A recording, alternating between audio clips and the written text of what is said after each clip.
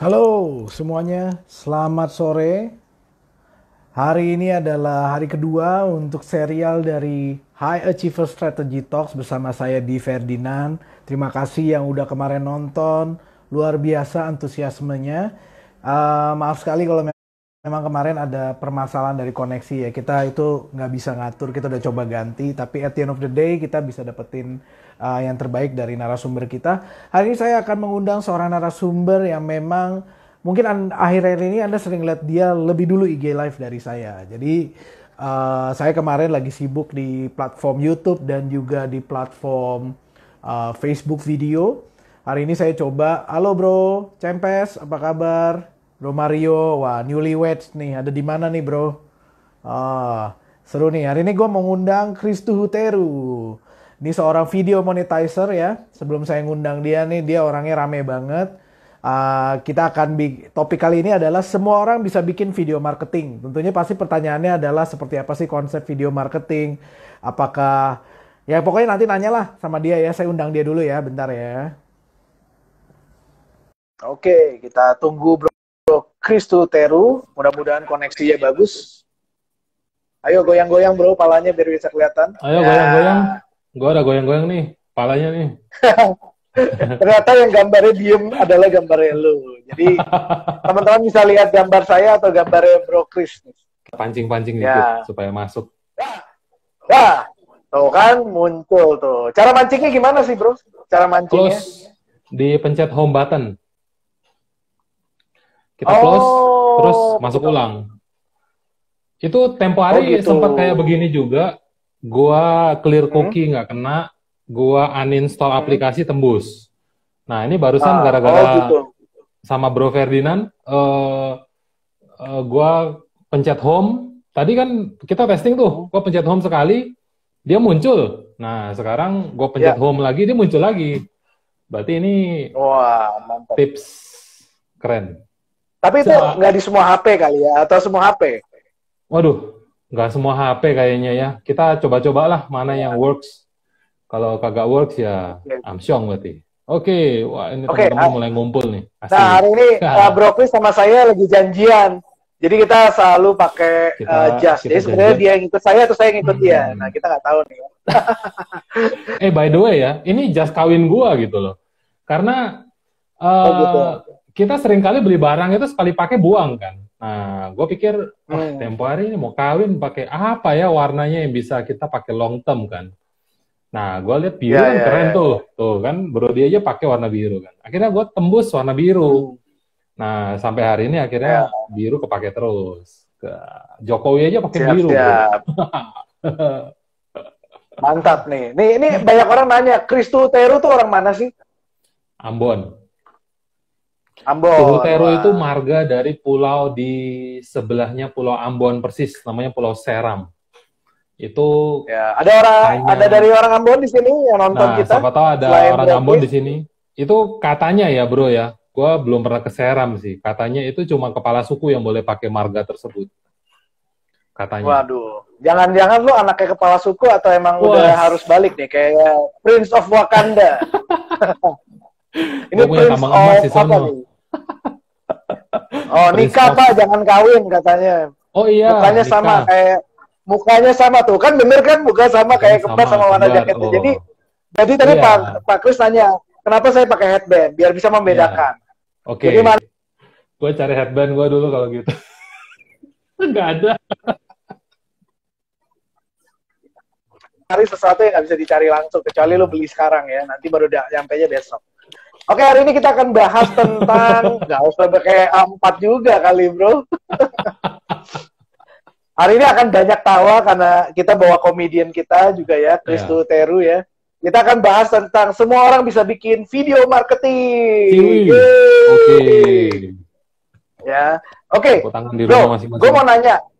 Ya, gue mau nanya gini nih. Lo kenapa tertarik banget bikin video sih? Dan itu sejak kapan sih? Gua mulai tertarik bikin video itu karena gua tipe orang yang males ngomong berkali-kali hal yang sama. Oke. Berarti karena kemalasan lo ya? Iya, kita males yang produktif gitu loh. Malas yang produktif kayak Raditya Dika. Aslinya sih karena itu ya, aslinya. Terus kemudian gue berpikir bagaimana caranya gue bicara sekali yang nonton 1.000 orang. Masuk akal? Sehingga waktu gue untuk berbicara ke 999 kali sisanya yang seharusnya gue ngomong, itu bisa gue alokasikan ke tempat yang lain. Atau mungkin justru bisa dipakai untuk diskusi misalnya. Atau apalah, ya kan? Lebih optimal, lebih efisien kita. Nah, cuman dulu itu kan tidak ada medianya kita untuk bikin video, dan sulit ya. Kita taunya kalau dulu mau bikin video itu kan kameranya harus gede-gede kayak orang mau kawin gitu kan kameranya. Siapa yang sanggup? Dan zaman kita 10 tahun yang lalu itu handphone bisa foto aja udah bagus banget loh. Gue masih ingat itu zaman masih SMA ya. Bisa foto aja udah bagus banget. Ya, masih zaman handphone polyphonic SMS gitu kan. Nah, siapa yang kebayang sih hari ini semua orang bisa bikin video cuma pakai smartphone mereka? Bahkan beberapa video yang viral itu nggak diedit sama sekali. Artinya kan nggak harus sekelas profesional dibikinnya. Nah, ini jadi pertanyaan menarik. Kalau seumpama kita semua orang bisa bikin video, kenapa nggak sekalian dimonetize? Karena kalau kita lihat kan ke depan itu konten yang paling berperan besar itu kan video. Karena message-nya dia bisa lihat dan dia bisa dapat secara langsung. Ibarat gini lah. Kapan sih kita lihat handphone terus bisa nangis-nangis? Kan waktu nonton drama Korea, bro. Betul ya? Selain itu mungkin ya kalau ada yang berduka atau ada yang sakit. Misalnya kemarin saudara kita Glenn Fredly meninggal. Sedih banget gua. Gua sampai nggak bisa terima, sungguhan tuh meninggal gitu kan. Itu kan emosinya kena banget. Nah, kalau lu bisa nonton video drama Korea, itu dapat juga emosinya. Nah, kalau kita pakai itu sebagai sarana untuk jualan, kerasalah efektifnya sampai di level mana. Gitu. Biasanya kenapa gue mutusin masuk ke video, bro. Kalau gitu pertanyaan gue adalah sekarang, kenapa orang nggak harus bikin video marketing? Kenapa kok sekarang orang nggak harus bikin video marketing? Terus harusnya banyak orang nggak bikin video. Kenapa kok belum banyak orang yang kenapa bikin... banyak orang belum banyak kan yang bikin video marketing? Kenapa banyak mereka yang... Menurut lo kenapa? Menurut gua itu karena begini, tidak semua orang memang menguasai ilmu marketing ya. Jadi sampai di level di mana ini bakal booming sekali, kayak orang sekarang kan udah booming banget selfie ya. Dulu kan nggak ngerti selfie. Ini kita bicara sejarah dikit ya. Kalau dulu selfie itu kan nggak boleh senyum, bro. Berani lu senyum dianggap tidak serius, tidak menghormati, tidak menghargai. Nah sekarang selfie-nya macam-macam. Ada yang nungging lah, ada yang salto lah, ada yang sambil tidur lah, sambil nangis lah, gitu kan. Nah, lo bisa selfie yang mana, bro? Lo bisa yang mana? Bisa sambil nangis atau bisa sambil salto? Bisa sambil nangis. Wah, nggak bisa dua-duanya. Soalnya bisa dibuktikan. Nah, bisa dibuktikan soalnya kan. Nah, kebetulan belum pernah. Jadi gue tidak sealai itu untuk foto sambil nangis ya. Nah, gue lihatnya begini. Kenapa kok hari ini belum semua masuk ke video marketing? Itu karena belum trennya. Belum masuk ke fase kayak hari ini kan semua orang bisa foto tuh. Ini hanya belum waktunya aja, bro. Kalau kita lihat kan YouTuber itu kalau dari zamannya PewDiePie masuk ke zamannya Chandra Liao, masuk ke zamannya Reza Arab, masuk ke zamannya yang sekarang, itu kan beberapa fase, ya kan? Nah, setelah beberapa fase itu aja belum banyak orang yang kemudian terbiasa bikin video. Padahal udah beberapa fase nih bahasanya. Nah, foto, selfie lebih panjang lagi fasenya, tetapi dia prosesnya lebih cepat karena kan nggak rempong di dalamnya ya. Nah, sehingga kalau saya lihat percepatan dari dunia video marketing ini memang sedikit lebih lambat, tetapi powernya, kekuatannya, efeknya itu lebih besar daripada foto. Ya, nah, kenapa kok mereka belum bikin? Karena biasanya hanya belum terbiasa satu. Kalau semua orang udah pakai BBM kan akhirnya terpaksa dong, bro, punya pin BB kan gitu bahasanya. Nah, kalau nanti semua orang masuk ke video, mungkin gue udah masuk di augmented reality. Atau gue masuk ke VR. Atau gue jadi AI gitu kan. Lu muncul lihat muka gue, tapi video juga. Kan video itu kan cuma media komunikasi kan. Tapi lu muncul lihat gua juga AI gitu modelnya. Ntar lu bisa tanya-tanya sama gua gitu. Gua udah merekam memori gua untuk lu tanya A, gua jawab apa. Kayak Siri lah bahasanya. Itu masa depan pasti seperti itu. Nah, kenapa mereka hari ini belum video marketing? Gue bilang video itu tidak sesulit yang dipikirkan oleh orang-orang.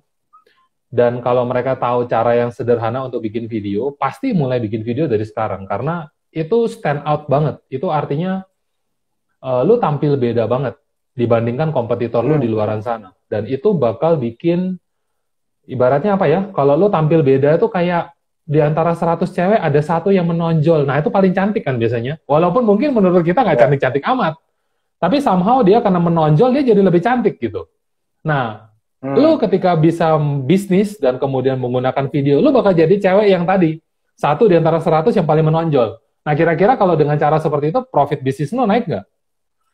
Nah, itu dah. Harusnya orang lebih perhatian ya kalau ya. Harusnya. Tapi kenapa ilustrasinya lu cewek, bro? Kita berdua cowok, bro. Gue masih muda, men. Dan itu relatable. Sesuatu yang mudah untuk kita pahami, gitu. Ntar kalau gue umur 40, 50, mungkin contohnya lain lagi. I see.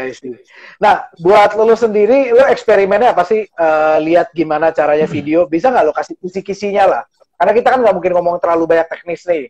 Tapi kita ngomongin kisi-kisinya nih. Apa sih yang orang mesti persiapin buat bikin video marketing yang bagus? Buat bikin video marketing yang bagus, mereka harus mau menceritakan pengalamannya. Story dari kategori apa yang bagus mereka itu apa? Rasakan, mereka lakukan. Bagus itu adalah sesuatu yang bisa menyentuh emosi. Tidak harus bikin orang menangis-nangis atau sampai berkaca-kaca atau sampai happy banget, enggak. Tetapi orang itu suka mendengarkan sebuah cerita, terutama kayak misalnya pengalaman kalau gue bilang. Contoh misal gue ketemu bokap gue habis perjalanan jauh, dia habis keluar kota naik kapal 1 minggu, 2 minggu nggak pulang-pulang, waktu itu nggak ada telepon, kita nggak ada kabar. Dia mulai bercerita, walaupun ceritanya kadang-kadang juga nggak seru-seru amat, tapi gue dengerin gitu. Kenapa? Karena kita dibawa dalam sebuah aliran narasi yang bikin kita kayak terbawa ke dalam situasi tersebut.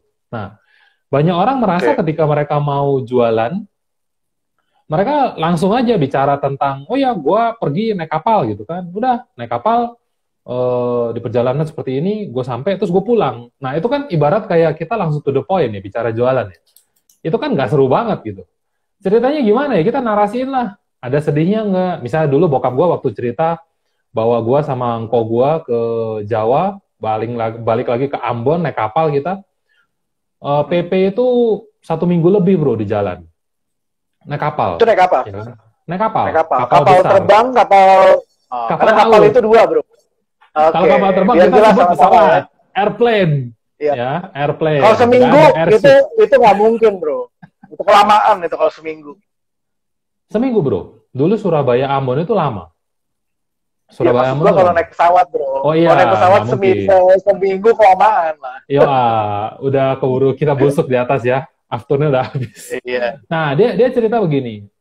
Dia bilang bawa barang 2 tangan penuh, bawa koko kamu masih kecil-kecil kan, kita di bawah 10 tahun waktu itu bro. Saya tiba-tiba yang tadinya cuek abis dengan cerita dia, tiba-tiba saya noleh dengerin.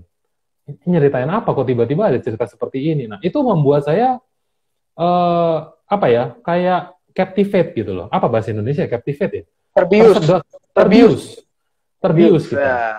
Ya kan? Terbius oleh sebuah cerita yang ini kok kayaknya menarik, walaupun saya nggak tahu ini ujungnya mau bicara tentang apa kan. Tapi dengan proses tersebut, akhirnya saya jadi pengen tahu apa message dibalik itu semua. Dan kalau message-nya sesuai dengan apa yang dia butuhkan saat itu, videonya akan diterima. Dan di akhir kalau dia misalnya kasih message tertentu, dia kasih pesan tertentu, nilai moral tertentu, atau bahkan call to action untuk misalnya masuk ke bio kita gitu ya. Ada link website, masuk ke link website. Nah, itu mereka pasti akan terbius untuk melakukan sampai di fase action-nya. Nah, itu kalau kita bisa manfaatkan video, itu sampai di level itu. Jadi, yang paling penting kalau misalnya mau bikin video dan bagus, menurut saya adalah, lu cerita aja fasenya, tetapi ada formulanya sih. Kalau gua ada formulanya, gini. Intinya formulanya adalah... Coba dong, di-share dong.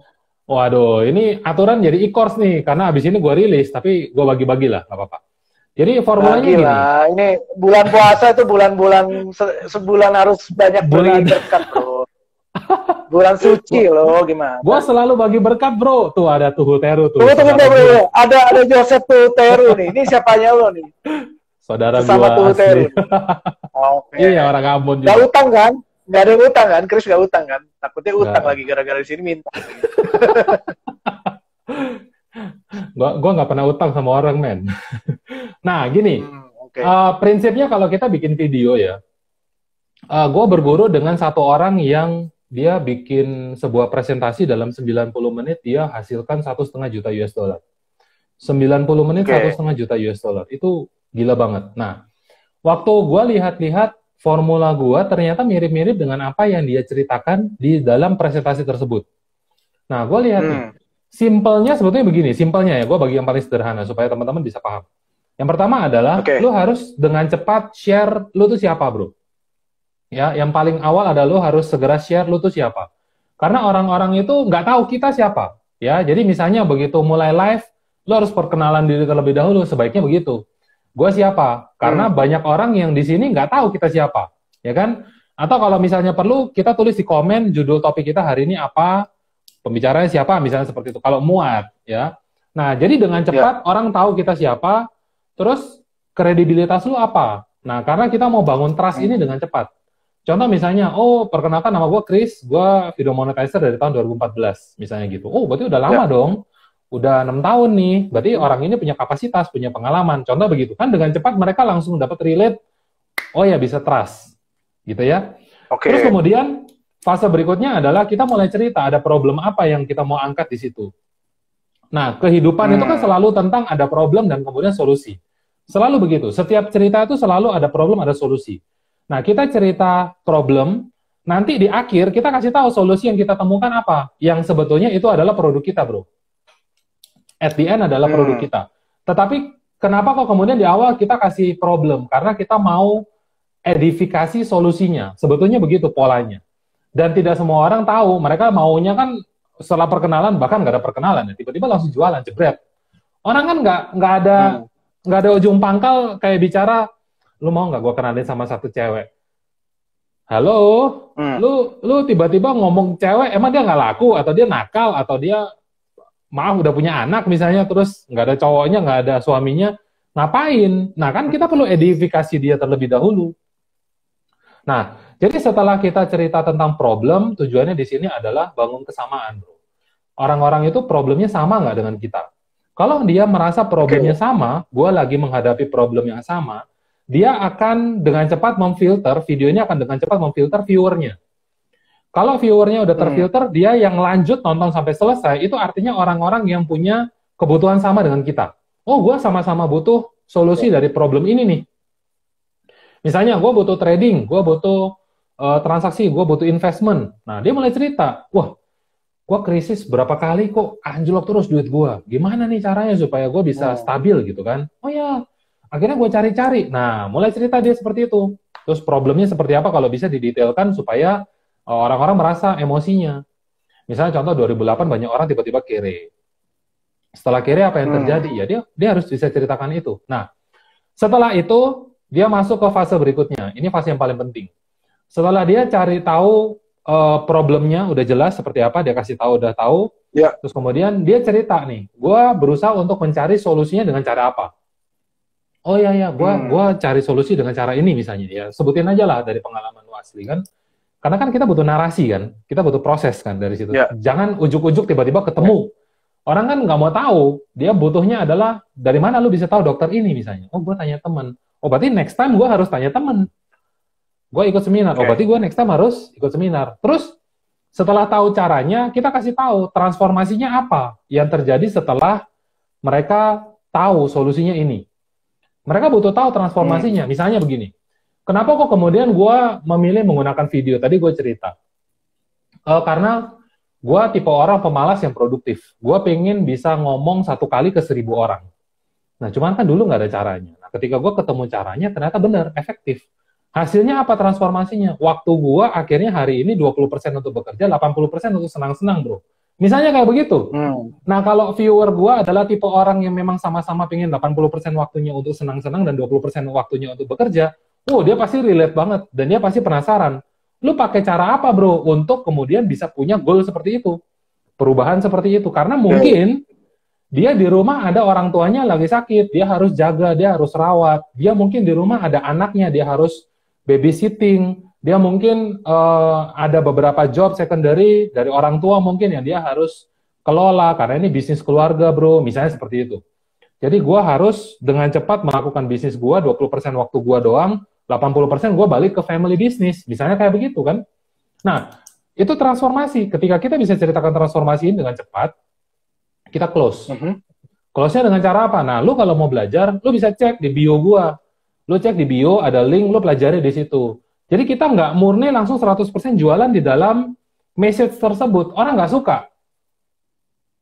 Orang tidak suka. Tetapi kalau kita bisa mengajak mereka untuk pindah platform itu artinya misalnya dari IG Live pindah ke link website, atau pindah ke WhatsApp, atau pindah ke manapun itulah, misalnya ke Facebook atau ke YouTube, ya kan? Nah, itu artinya orang-orang ini udah engage nih. Dia udah terbius lah bahasanya.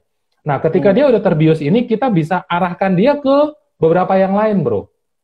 Nah, kalau lu ngikutin formula ini dari awal sampai akhir, biasanya terjadi penjualan. Biasanya. Kenapa kok biasanya? Karena bisa jadi viewer lu bukanlah orang yang memang lagi butuh solusi tersebut. Nah, kita berarti butuh tampilkan konten ini ke orang yang lagi perlu. Karena kan bisa jadi kan dia bangun misalnya Instagram nih. Ternyata Instagramnya dia selama ini yang di-add cuma teman dan saudara. Teman dan saudara dia ternyata nggak butuh solusi yang dia berikan. Misalnya dapat duit dari internet. Nggak butuh solusi itu. Semua udah punya kerjaan, udah punya bisnis. Oh ya sudah. Berarti kita butuh cari relasi baru atau network baru. Caranya gimana? Ya cari. Nanti ketika konten ini ketemu dengan network baru yang tepat, dia akan close. Nah, itu bro formulanya bro. Waduh, gua kalau ngomong ini bisa seharian nih detailnya. Udah dong, udah selesai dong. Udah. Waduh, cepet banget. Cepat. Ya udah selesai dong. Begitu doang kan? Kita tutup aja ya hari ini. Lu tahu nggak? Gue mau nanya dengan konsep begitu nih, gue ada pertanyaan dari tadi nih ya. Dengan konsep begitu, lu udah pernah jualan apa aja dengan video marketing? Yang lu sendiri ya, pengalaman lu sendiri. Kalau gua cerita semua kayaknya ntar dianggap buka kartu nih. Satu aja ya. Atau beberapa lah. Satu 3 aja lah, jangan 1 lah, pelit amat. 3 lah. Udah 3. bagi rahasia bro. Itu harusnya dijual 1 juta. Oh. Nggak, gini. Kan cuma dikasih tahu industrinya apa lah, industrinya apa. Oke. Misalnya nih, gua kan di edukasi ya. Yang gua bagikan ke orang-orang adalah konsepnya begini. Hari ini ketika lu memulai sebuah bisnis, lu harus tahu bahwa kebanyakan bisnis itu punya problem di bagaimana cara mendatangkan pembeli. Selalu. Rata-rata. Contoh misalnya kemarin bikin YouTube Live, yang nonton dari 400 sekian subscriber, yang nonton 10 bro. Betul ya? Itu kalau saya hitung sekitar 2%. Kita mau tingkatkan ini jadi 5%. Kita mau tingkatkan jadi 5%, 25%, 25, 10, 20, 50%, 100% bahkan kalau bisa, atau bahkan 200, 300, 400%. Dengan cara apa? Nah, akhirnya orang-orang kan mulai bertanya-tanya, caranya bagaimana untuk mendatangkan Bro Yunus tuh, udah minta berbagi berkah bro. Siap, dari tadi kita berbagi berkah, tenang aja. Ya, kita berusaha untuk mendatangkan traffic kan, bahasanya kan, calon pembeli kan. Nah, gue bikinlah video yang menjelaskan tentang proses problem tadi bro. Untuk kemudian gue arahkan ke sebuah webinar yang tadinya bentuknya tuh seminar offline, ya, seminar offline di Jakarta. Offline, oke. Nah, dari proses tersebut, itu gue pernah datangkan ratusan orang per bulannya. Pribadi gue, bukan tim ya. Pribadi gue, itu ratusan orang per bulannya. Dan itu 99% saya tidak kenal. Padahal di Jakarta nggak punya teman sama sekali. Satu pun.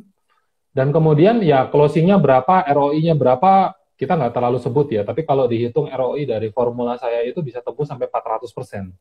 Jadi misalnya lu spend 1 juta, kembali 4 juta. Misalnya kasarnya kayak begitu hitungnya. Ya, itu secara bisnis bagus nggak? kalau bisa $1 jadi $2 aja kan udah bagus banget, bro. Kalau $1 jadi $4 itu gila, bro. Ya kan? Karena kan itu 4 kalinya ya. 4 kali lipat gitu. Udah balik modal, cuan lagi kan bahasanya gitu. Nah, jadi kalau seumpama saya pakai, yang terjadi adalah pertama, secara engagement rate itu tinggi banget. Ya, awal-awal saya memang men-trigger mereka untuk komen. Nah, ternyata yang komen banyak banget, bro. Yang komen tuh banyak banget. Ya, terus kemudian belakangan ini gue bikin message yang lebih emosional, message yang benar-benar relate dengan bisnis mereka. Sepi banget gue bahas tentang sepinya. Misalnya tentang kesehatan, gue cerita tentang kesehatan yang benar-benar relate dengan kehidupan mereka. Nah, itu ternyata share-nya jauh lebih banyak daripada komen dan like. Paham nggak maksud gue? Itu nilai, itu bobot engagement yang paling tinggi menurut gue. Jadi, kalau Anda bermain di sosial media, itu kan ada beberapa nilai ya, beberapa nilai untuk algoritma sosial media, like, comment, share, klik, view, dan lain sebagainya. Nah, yang paling gampang kelihatan mata oleh customer itu kan adalah like, comment, dan view, dan share. Kalau Facebook misalnya. Oke, like, comment, share, ya. Ya, lainnya dari itu kan nggak ketahuan. Angkanya berapa kan ada di saya, jadi saya nggak bisa cerita. Jangan-jangan nggak ada tuh datanya. Nah, yang paling sering terjadi adalah like-nya itu ribuan, bro. Komennya tuh paling cuma puluhan, bahkan di bawah 10. Itu paling sering. Share-nya nggak ada. Karena kenapa sebuah konten bisa di-share? Itu karena artinya ini manfaatnya gede. Daripada problemnya misalnya. Jadi bermanfaat banget ya. Nah, ketika barang ini bermanfaat banget, share-nya gede banget, nah itulah salah satu parameter gue untuk bilang bahwa konten ini works. Ya. Apalagi kalau misalnya gue lihat itu, gue pantau ya, komen sama dia punya share itu bisa 1:1. Wah, itu udah bagus banget. Itu artinya relevansi terhadap audiens dan konten kena. Nah, kalau lu bisa bikin bisnis model seperti itu, misalnya Coca-Cola nih, contohnya ya, kita ambil Coca-Cola, orang yang share banyak banget, bayangin aja kalau satu orang share ke 100 teman mereka, terus ada 100 orang yang share, 100 kali 100 kan banyak, bro. Ya kan? 10.000 ya. Apalagi 10.000, apalagi kalau itu gratis. Bayangin, saya itu lagi jualan. Saya itu jelas-jelas lagi jualan, tapi lewat edukasi ya. Saya lagi jualan, terus mereka membantu share konten jualan gua ke orang-orang di luaran sana. Lu kebayang nggak kalau gua lagi jualan dan kemudian dia bantuin gua jualan? Gua nggak bayar apa-apa loh. Nah, secara konsep secara konsep bisnis, paham ya? Sampai di poin situ loh. Itu kan artinya ya itu tadi lu bilang viral, bro. Kalau lu bikin video, lu pakai formula gua, outputnya kurang lebih seperti itu. Nah, cuman secara angka gua nggak bisa buka karena gue bukan tipe orang yang suka pamer, gue pakai Rolex gitu ya, gue pakai emas 24 karat sampai leher lu nunduk-nunduk, nggak. Gue bukan tipe orang yang seperti itu, bro. Ya, karena kita bukan bahas tentang bagaimana kaya dari video marketing, kita bikin topiknya kan, semua orang bisa bikin video marketing. Jadi mulai dulu bikin video marketing ya. Nah, buat teman-teman, tadi ada pertanyaan nih dari Pak Yunus adalah, bro bikin videonya pakai peralatan hardware dan software apa? Boleh nggak di-share, bro? Boleh. Ini teknis nih kayaknya nih. Kalau gua sih, kalau di rumah gua ada webcam. Jadi gua nggak pakai kamera DSLR, gua pakai webcam. Harga webcam gua murah-murah Tipenya aja. Apa, bro? Cetiao kalau nggak salah, C920 kalau gua nggak salah. Yang baru sekarang Logitech, ada ya? 930. Seingat gua ya, itu 1 juta, 1,5 juta lah paling mahal. Ada yang lebih tinggi lagi, bisa jadi 4K, Brio. Gue bilang ya, semakin tinggi kualitas dari kamera, semakin mampus kita ngeditnya. Gue jujur aja ngomong ya, karena kan kita to the point nih bro, maksud gue. Kalau 4K, lu ngedit pakai laptop ala kadarnya, mampus laptopnya. Artinya bisa jadi di tengah jalan ketika lagi ngedit, laptopnya mandek, berhenti total. Waktu lagi ekstrak, mandek juga. Nah, jadi jangan kita bicara, kalau bicara video itu cari sesuatu yang paling high-tech, karena itu akan membebani. Cari yang tengah-tengah. Full HD udah bagus banget. Ya, 1080 udah bagus banget.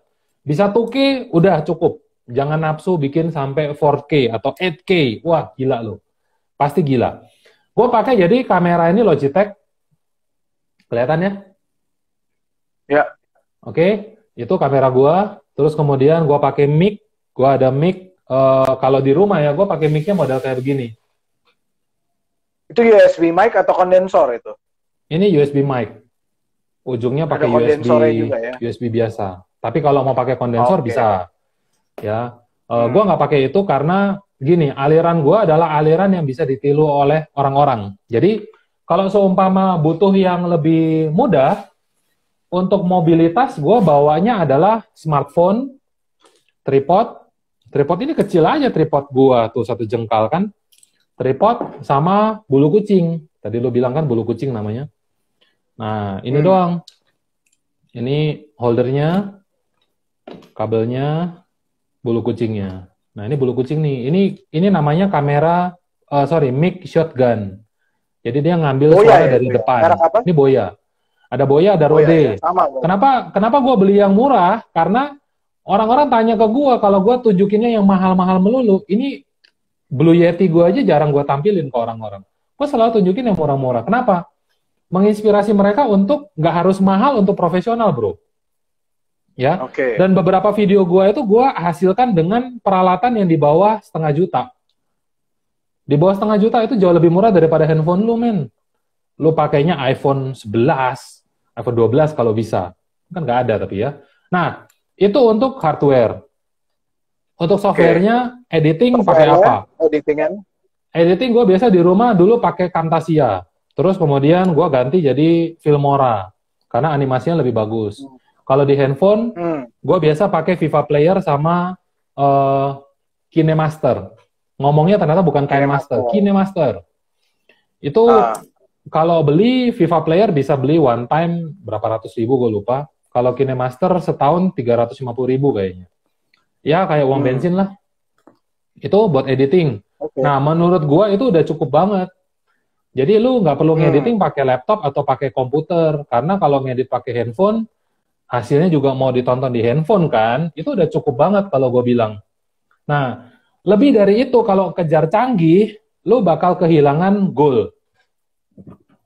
Goal dari lighting orang yang bikin... Lighting lo nggak pakai, karena lighting kan penting banget. Lighting. Jendela. Nah, kalau lagi gelap, lu pakai apa? Gelap gua nggak bikin video. Selalu. Jadi kalau terpaksa gelap, lampu belajar. Itu tapi cahayanya jelek banget. Nah, maksud gue begini, kecuali memang lu adalah tipe konten kreator yang kalong, men, kelelawar, tipe malam punya, ya lu butuh lighting. Karena ada orang yang kerjanya pagi, malam baru bisa bikin YouTube mereka misalnya. Ya oke, terpaksa bikin lighting. Beli lighting, budget 1 juta, 2 juta, udah dapat yang 1 set, bisa 2 arah, menurut gue itu udah bagus banget. Bisa bisa dikecilin kayak volume itu kan, istilahnya apa tuh lupa gue. Lu kayaknya punya deh. Tunjukin lah punya lu lighting. Dimmer. Ya, didim. Ya udah, gue tunjukin yang murah ya. Yang murah nih, Pego nih. 150.000. Nah, ini LED 32 namanya. Penceng gila kan? Kan? Ini bagus 1. kan? Nah. Tuh, itu kalau itu aja. Kalau yang lain-lain, ini pakai yang lampu nyala nih. Nah, itu. Tuh. That's why kan pencahayaannya kan bagus kan di situ kan? Iya, makanya gue males ketika harus ngobrol malam, bro. Karena gue nggak terlalu mengandalkan lampu, gue lebih mengandalkan matahari. Karena matahari ini kan gratis. Semua orang kalau misalnya ada jendela di rumah dia bisa bikin video. Nggak perlu repot kemana-mana harus bawa lighting. Ibarat gini lah, gue suka bela diri, bro. Gue suka martial arts. Ya, gue mendalami. Gue kira lo suka membela diri, bro. Enggak. Berarti lo bener terus dong ya. Membela diri. Nah, gue tipe orang yang kalau lu mau bela diri, lu kemana-mana harus bawa pedang, bawa golok, bawa tongkat. Itu kan repot. Kita itu kan pemain tangan kosong. Nah, jadi kalau bisa, lu dalam bisnis juga begitu. Nggak bawa kertas, nggak bawa pulpen, nggak bawa laptop, nggak bawa iPad, tetap bisa presentasi nggak? Bisa. Lu harus berada di aliran tersebut, bro. Nah, jadi that's why kenapa minimalis, but hasilnya profesional. Gitu. Itu menjawab nggak, bro Yunus? Mantap. Menjawab nih, Mantap. nih. Ada pertanyaan lagi nih, mantep nih bro. Pertanyaannya ini berat bentar ya di ya. sini Ini nih. pertanyaannya video marketing, oke? Apakah perlu funnel juga? Kalau perlu funnel, durasi ideal buat masing-masing funnel berapa? Lu pernah bikin nggak video marketing yang ada funnelnya nih? Yang Sering. masuk di dalam funnel? Dan itu selalu pakai Sering. funnel. Nggak bisa nggak pakai funnel. Ibarat gini, lu nggak bisa kalau PDKT sama cewek itu cuma lewat satu kali tindakan terus lu berharap closing, bro. Itu impossible. Ini kan cepet ya, kita langsung nyambung kan kalau ngomongnya kayak begini kan. Nah, jadi gini. Berapa kali pacaran, bro? Habis lu kayaknya lu selalu pakainya cewek gitu. Jadi gue pengen tahu aja nih, kayaknya nih Chris nih bandel nih dulunya nih. Atau sekarang masih bandel?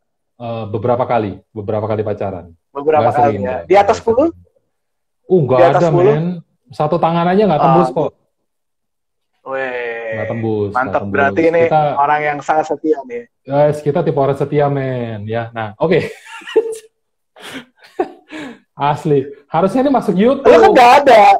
Lu kan nggak ada orang yang nanya begitu kan sama lu kan. Gue langsung tembak gitu loh. Biar cek dulu lah. Ini di atas durasinya masih berapa menit nih kita. Pencet tombol live tuh, bro. Bentar.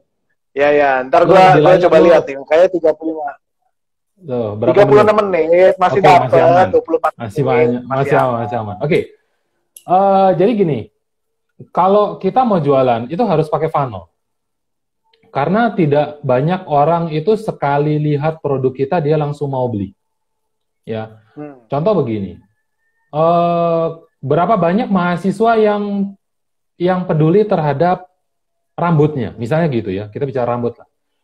Zaman kita kuliah dulu gondrong, men. Nggak ada kita pusing-pusingan sama rapi lah, necis lah, nggak ada. Semua pasti pernah ngalamin masa-masa ekinceng, ya kan? Gondrong-gondrong nggak jelas gitu kan. Wah, gitulah pokoknya lah. Nggak ada potongan cepak-cepak yang belum panjang aja udah dipotong lagi, nggak ada. Kenapa? Karena belum teredukasi dengan benar.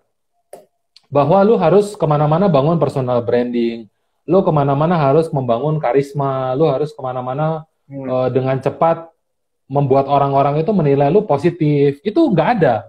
Mahasiswa tidak ada pemikiran di level tersebut. Nah, sama halnya dengan bisnis maupun produk lu. Kalau kita bicara tentang produk ya, sebagus-bagusnya kalau kita tidak berhasil membuat orang itu sadar bahwa mereka butuh produk kita, nggak akan beli mereka.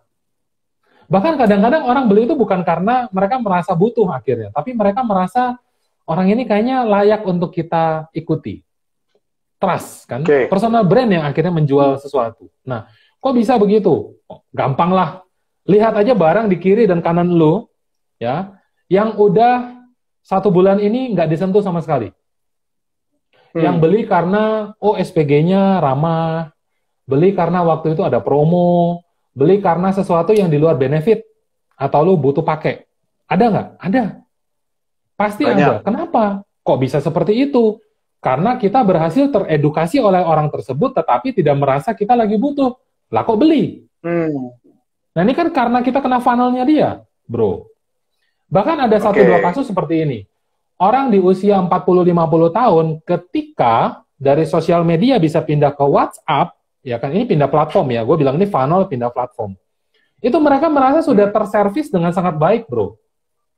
Ketika mereka sudah pindah ke WhatsApp, terus masih dijawab, masih dilayani, tanya jawabnya masih ya begitulah istilahnya ya, minta gambar dikirim gambar, minta alamat dikasih alamat, udah pasti closing punya itu. Tahu-tahu udah, pokoknya harganya berapa saya transfer lah. Nah itu funnel, membuat orang-orang pindah dari satu platform ke platform yang lain, itu funnel.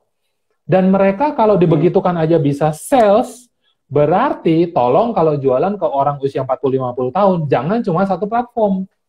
Apalagi orang Indonesia, senang banget dia ketika dia udah tahu harganya sekian, dapatnya sekian, tetap aja masih ditanya, ini harganya berapa? Ya kan, dapatnya berapa banyak? Lewat WhatsApp, tanyanya. Ya udah, kalau ternyata dengan cara seperti itu kita bisa sales, kenapa tidak? Nah, kalau tadi pertanyaannya adalah funnel, biasanya yang saya lakukan seperti ini. Hal pertama adalah gue selalu mengedukasi orang terhadap pentingnya sebuah topik. Pentingnya sebuah topik. Terhadap apapun yang lu mau jual. Misalnya contoh kayak begini. Lu tahu nggak kenapa kok kita butuh bulu kucing ini, bro? Alasannya simpel. Gue tadi bikin video di kolam renang dekat rumah gue. Terus orang yang lewat di situ adalah motor roda 3 yang biasa jualan aqua galon. Lu ngerti kan knalpotnya sebolong apa mereka? Itu dari ujung ke ujung men, kedengeran suaranya, dot gitu kan. Aduh, gue udah bete nih. Bikin video gue udah bete nih. Muka udah nggak enak, sebetulnya muka udah nggak enak. Tapi terlanjur kita profesional ya, nggak mungkin kan muka berubah kan. Wah ini suara masuk nih. Ini kalau sampai motor itu lewat dan suara gue tembus, ya kan, masuk berisik di video gue take ulang. Dan video kalau take ulang itu menurut gue wasting time. Jadi gue selalu bikin video itu sekali tarikan napas sampai selesai bro, nggak pakai edit. Kalau sampai ada satu kali edit, ya itu terpaksa. Kadang-kadang kayak keselek lah gitu kan, ada terbatuk lah. Bahkan kadang-kadang gue nggak ngedit yang begituan, ajar terus selama memang masih oke. Ternyata kalau gue bikin videonya nggak pakai bulu kucing ini, itu suara motor pasti masuk. Dan gue pasti ngedit. Dan ini kan sesuatu yang menyebalkan. Lu harus masak bener-bener, lu udah berusaha perfeksionis, lu udah berusaha mengontrol semua faktor yang bisa merusak karya lu, tiba-tiba kedatangan motor roda 3 ini, dan itu mengacaukan semuanya, kan? Kita berusaha untuk nggak kacau lah, ini kok jadi kacau. Nah, ternyata, dengan adanya barang ini bro, yang gue lakukan adalah gue arahkan ini membelakangi dari motor tersebut. Ya, motornya di sana, gue di sini. Jadi mic-nya ngadap ke gue. Tidak ngadep ke motor tersebut. Yang terjadi apa? Suara motornya nggak masuk loh. Suara motornya nggak masuk bro. Itu orang mau ketawa model apa dalam satu ruangan, lu mau cerewet model apa presentasi, gua mau bikin vlog, ya, gua vlog pakai ini, gua ngomong begitu aja, suara gua bakal tetap jernih. Sekarang pertanyaan gua, orang-orang jadi tiba-tiba pengen tahu nggak ini barang apa? Tuh, apa tuh namanya itu? Nah, tuh apa tuh? Pasti akan muncul pertanyaan seperti itu. Udah pindah di tangan gua. Tuh, pindah tuh ke sana dia. Wah, canggih kan? Main sulap. Pindah. Nah, itu yang gue maksud dengan edukasi, bro. Ya kan? Ketika orang-orang sudah teredukasi, oh ternyata mic itu penting ya. Ya kan? Ini penting banget. Nah, mereka akan mulai bertanya-tanya. Ini barang apa? Nah, kita pindah tuh. Namanya apa, bro? Apa tuh? Namanya apa, bro? Apa tuh? Pasti seperti itu. Itu namanya lo yang jawab lah, jangan gua lah. Lo narasumbernya kan. Ya. Ini mic shotgun BY-MM1. Gua tulis aja ya. Ini mic shotgun BY-MM1. Tuh, gua endorse Boya nih. Ini cari aja di Tokopedia, gua nggak jual. Ya, saya nggak jual. Ntar kalau saya ada affiliate sama marketplace, baru ntar saya jualan. Tapi enggak. Dia bisa memfilter 80% noise lah, kalau menurut gua. Ya. Nah, itu kan bagus banget. Karena menurut saya, suara itu jauh lebih penting daripada gelap. Gelap kayak sekarang nih, lampu gua minimalis banget nih, bro. Udah mulai gelap, udah maghrib kan. Nah, tapi kalau selama suara gua optimal, viewer lu bisa tetap stay di 20-an. Kayak sekarang. Tapi begitu suara gue kayak orang beatbox gitu ya, minggat semua pasti. Walaupun muka gue terang. Jadi kalau ada kesempatan untuk kita ngalah ya, gue pasti ngalah di lampu. Suara gue harus tetap maksimal. Nggak boleh nggak. Hal pertama yang tidak boleh kalah adalah skrip kalau gue. Skrip, suara, baru lampu. Ya. Skrip itu maksudnya ininya, apa tulisannya atau apa yang lo mau bahas atau gimana? Apa yang mau dibahas? Apa yang mau dibahas? Karena itu yang paling penting, bro. Lu mau mencapai skrip lu dengan mic atau tanpa mic, dengan lampu atau tanpa lampu, itu nggak penting. Tapi skrip lu harus tetap sampai. Deliver message-nya harus tetap sampai. Nah, jadi kalau gua bikin edukasinya seperti itu. Nanti setelah mereka sudah teredukasi, ya kan, mereka udah paham bahwa, penting ternyata mic ini, gue masuk ke sebuah video atau sebuah platform atau sebuah wadah yang gue bisa jualan langsung di situ. Mau via WhatsApp kek, mau via buku kek, mau via video kek, mau seminar kek, mau one-on-one presentation kek, apapun itu bentuknya terserah. Webinar juga boleh, Zoom juga boleh, terserah. Ya, itu fase kedua setelah edukasi. Kalau lu bisa pakai video lebih baik, atau lu presentasi langsung lebih baik. Ya kan, lu presentasi langsung direkam, itu kan juga video berarti. Nah, Disitulah baru kita jualan, bro. Kalau lu langsung jualan di fase pertama, berat. Nggak ada trust, tidak ada knowledge yang cukup terhadap kebutuhan, tidak merasa ada kepentingan di situ, tidak merasa harus memerlukan barang ini. Ngapain? Nah, ketika mereka udah oke, mereka pengen lanjut ke media berikutnya, itu udah kena biasanya. Ibarat cewek, kita ajak duduk sebelahan misalnya. Lagi di mana, atau lagi nunggu siapa, atau lagi mau makan, atau lagi apalah basa-basi nggak jelas. Begitu dia diem, bro, mukanya nggak enak, lu pulang aja deh asli. Ya kan, edukasi kan? Tapi begitu dia merespon sedikit aja, ada harapan. Bisnis kan begitu, ada harapan. Kan kita bicara chance.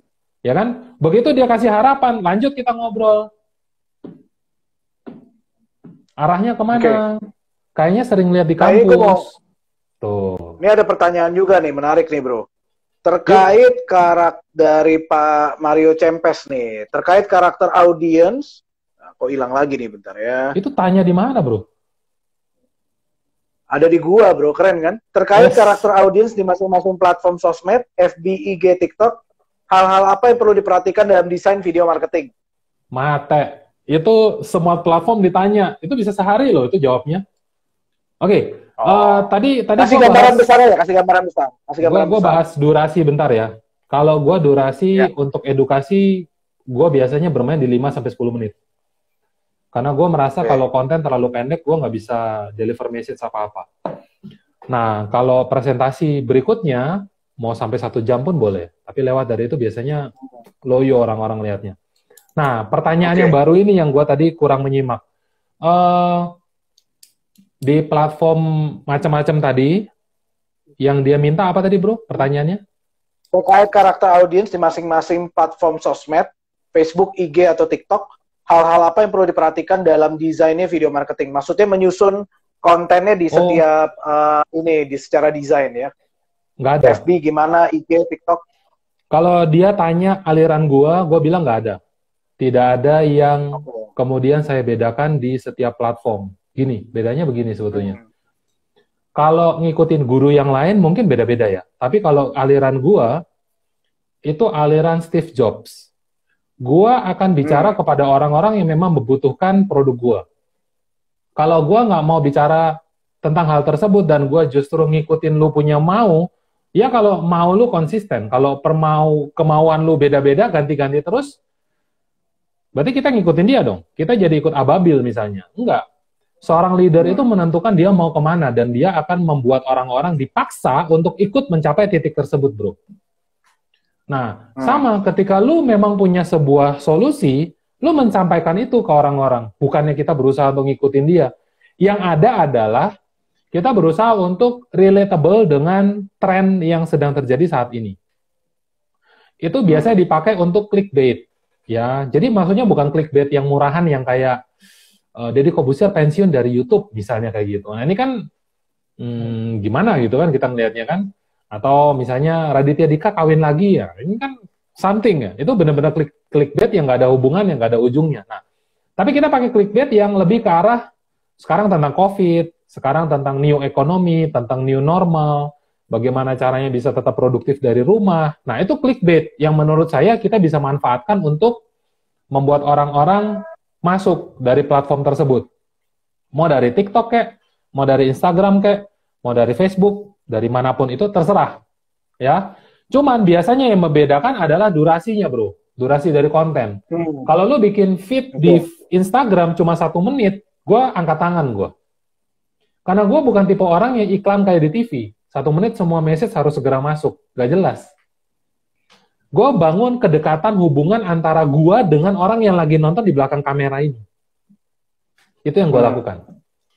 Bukan sesuatu yang cuma sekedar, nggak bisa cepat. Gimana caranya dalam waktu 1 menit bisa itu semua? Gue belum sampai di level itu. Kalaupun ada orang-orang yang bisa, gue belum sampai di level itu. Tapi yang gue lakukan adalah sesuatu yang memang slow but sure. Ya, orang-orang pasti akan merasa bahwa, oh ya, ini kan ada something nih. Gue dengerin deh. Nah, itu bisa terjadi 2, 3, 4 menit. Masih mungkin. Tapi kalau dibikin kayak misalnya dulu lo masih ingat ada platform namanya Vine. Pakai V. Fine, ya tahu. 6 detik, bro. VINE. Yes, 6 detik. Lo mau bikin konten Bingung itu promosi dengan gue cara gak pernah seperti bikin. apa? Waduh, itu mabok banget tuh bikin itu. Itu dulu yang meledak gara-gara itu Zack King. Itu meledak banget ya.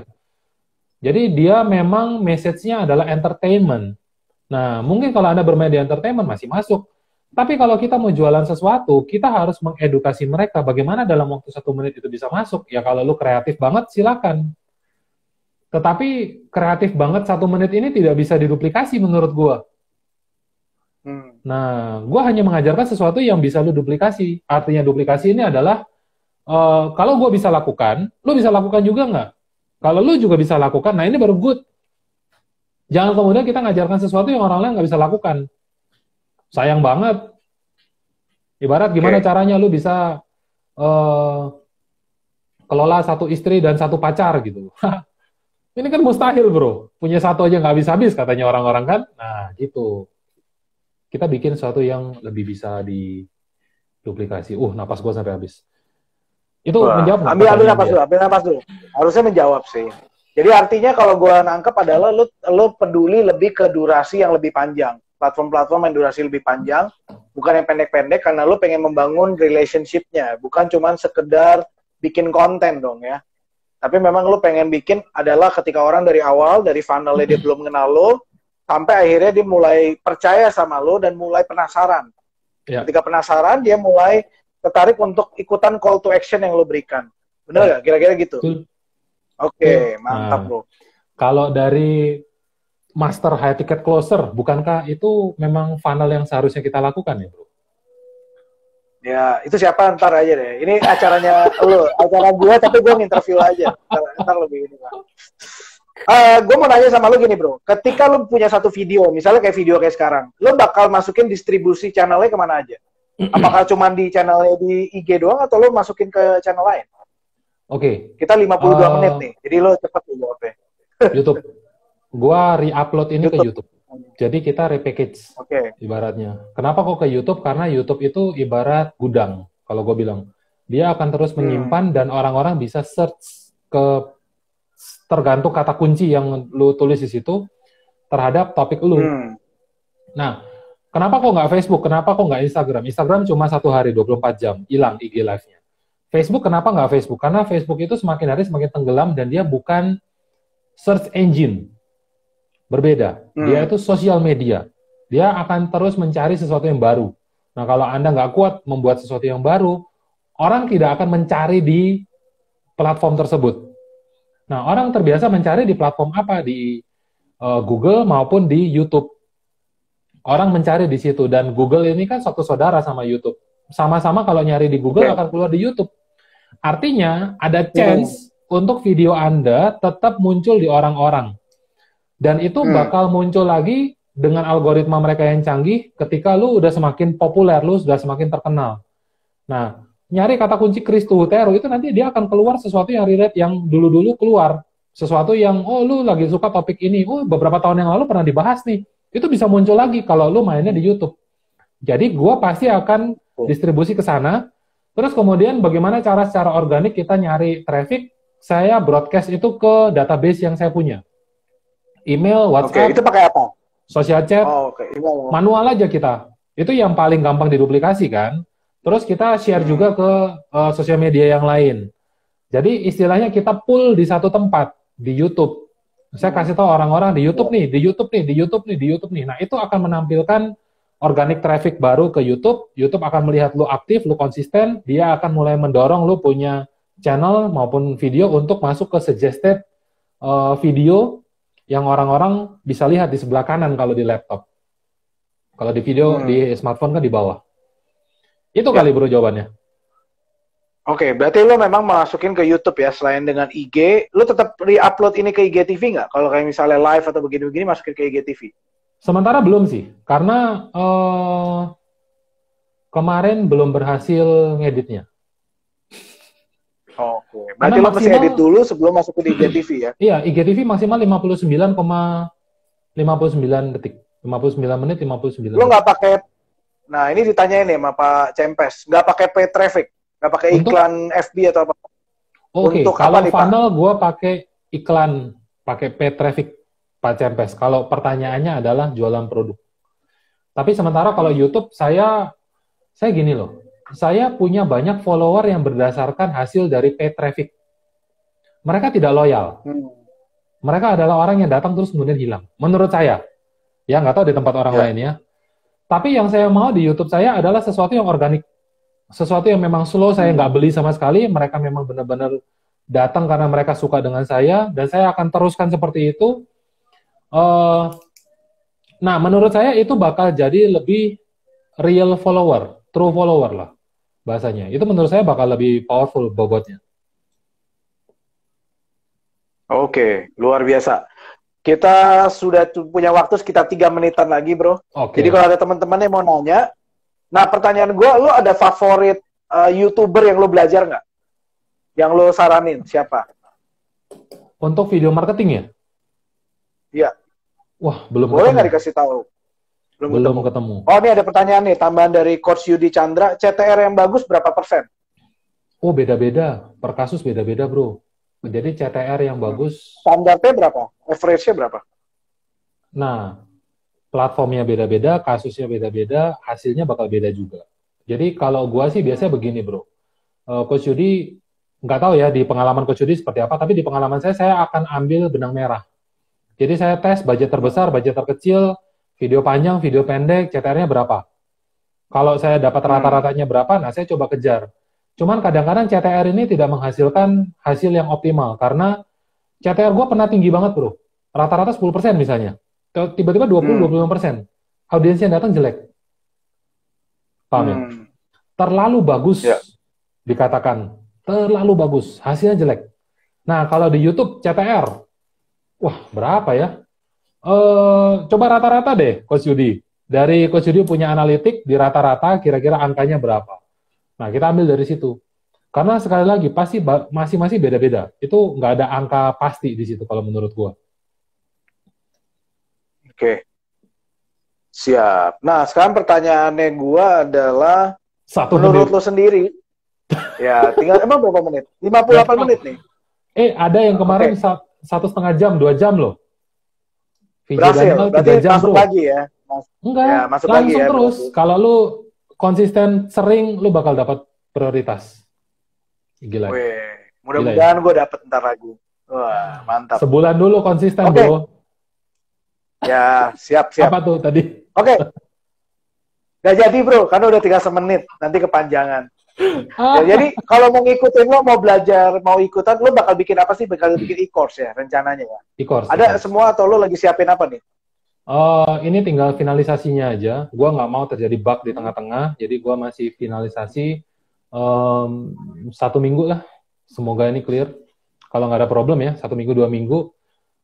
Dipantau aja di bio gua, di Instagram gua ada bionya, ada linknya di situ. Dipantau aja, gua pasti akan rilis di situ. Dan thank you buat teman-teman yang udah nonton. Semoga ini bisa bermanfaat. Thank you semuanya. Ya. Thank you banget, bro. Nanti kita akan ngobrol lagi ya. Terima kasih teman-teman yang stay tune. Selamat berbuka. Ini udah persis jam 6. Jadi kita ini khusus banget jam 5 karena beliau ini kayaknya bentar lagi berbuka nih, ya. Berbuka dengan yang manis, istri dan anak, ya. Oke. Terima kasih teman-teman yang ikutin Hashtag episode 2 ini. Besok kita akan kembali lagi bersama dengan Coach Yeskiel Zebua bicara tentang high impact marketing strategy. Stay tune jam 8 malam. Yes. Rocket Marketing. Thank you, Bro Mario. Sehat terus. Thank you sharingnya, bro, semua. Sehat semua. Tetap semangat. Bye.